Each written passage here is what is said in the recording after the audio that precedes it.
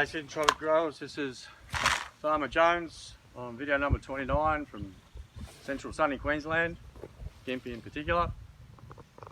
And we're just demonstrating a few options for our biomass rows. A couple of ideas I'm going to throw out there, but today we've decided to plant directly into this mulch. But as you can see, the beautiful oats and vetch is now flowering, and soon they'll be forming their seeds. So as we've got some zucchini seedlings ready to go, we've decided to move ahead and take the cover crop down. So what have we got? We went over the top with our flail mower, and for those of you with a tractor and this kind of machinery, it's very easy.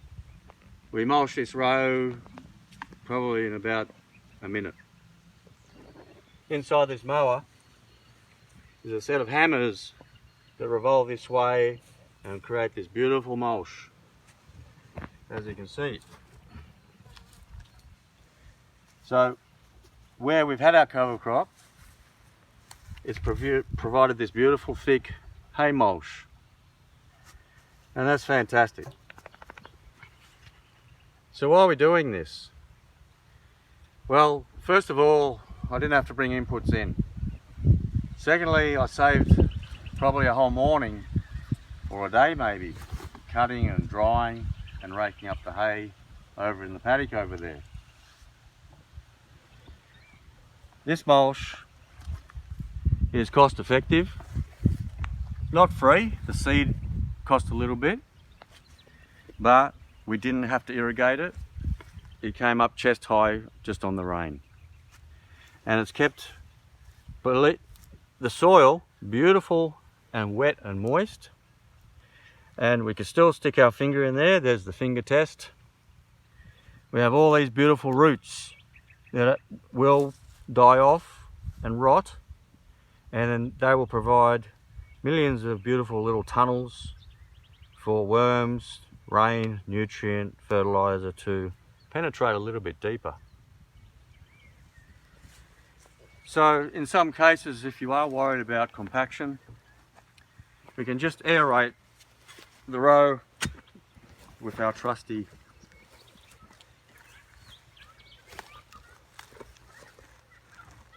broad fork.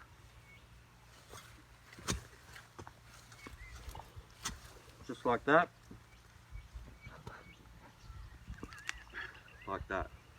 Don't turn the soil over, don't expose the roots, don't expose the bacteria and the microbes. Just leave it there. Let the mulch smother the stubble and kill it off. So we have two options for planting. We have our seedlings, dig them in, put the mulch around them, or if you want to save time and effort and about 4 weeks of watering those things, and you can use my trusty secret weapon here. This is a simple broomstick, metallic broomstick with a little petrol funnel jammed into the top. And if you want to save your back, then just pop your corn seeds or cucumber, pumpkin, whatever it is that you want, directly in through the mulch, almost like direct injection. Now, us old guys, we like saving our back. Had a little pouch of seed here. Just go along and direct injection. Simple. So, depending on the species of cover crop, you might get some grow back. Now this is vetch, oats and rye, and once you've terminated it with the mower or your whippersnipper or your brush cutter, whatever it is that you have, it should die off. But if you planted things like lab or lucerne, now these two species may grow back.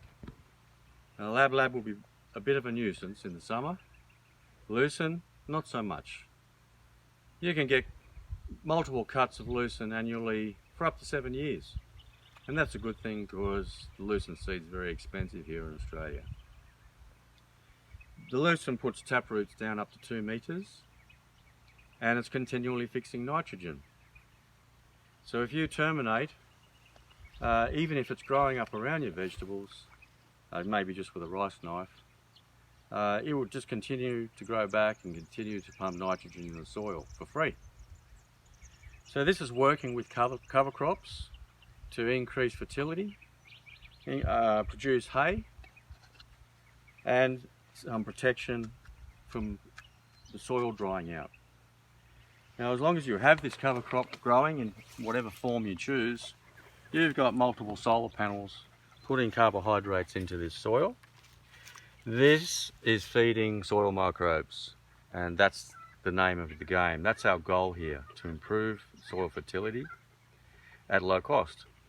Instead of throwing bags and bags of commercial fertilizer around, which I'm sure you'll agree is getting very expensive now. We've also saved a lot of time and labour here, and as you can see, it's done a pretty good job. Now, if you are concerned about certain species growing back, so just run a long tarpaulin over it for a couple of weeks and kill it off. That's the easy way, and then plant into your soil. So I hope that's given you a few tips and ideas. I just forgot to mention also option number 2. Now, part of the reason why we designed this biomass row in the system is to easily feed that tree row over there. So if you have a side cast mower, you can run down this biomass row and you can side cast the hay onto your trees in literally 2 or 3 minutes on a 50-metre row. And that's also very efficient. It's an easy way to feed your trees. You can do it both sides of the tree row and side cast the hay inwards along the tree rows. Or in some bigger operations, you might use a rotary hay rake or whatever and push the windrows of hay up against the trees.